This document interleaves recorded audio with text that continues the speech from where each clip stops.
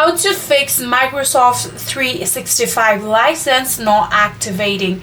Very first thing to do is check your subscription status. You're going to now log into your Microsoft.com, and then in here ensure that the subscription is active, right? So after ensuring that, you can now try to sign out and in, and what you're gonna do is for that, get into your Microsoft.com and then tap on your profile icon right here. Then from there you can simply sign in, of course, first of all, or if you're already signed in, you can now sign out and then re-sign in and see if that helped. So after doing that, if it's still not working, then try to run a activation troubleshooter. You can download and run Microsoft Support and Recovery Assistant, that is the SARA tool.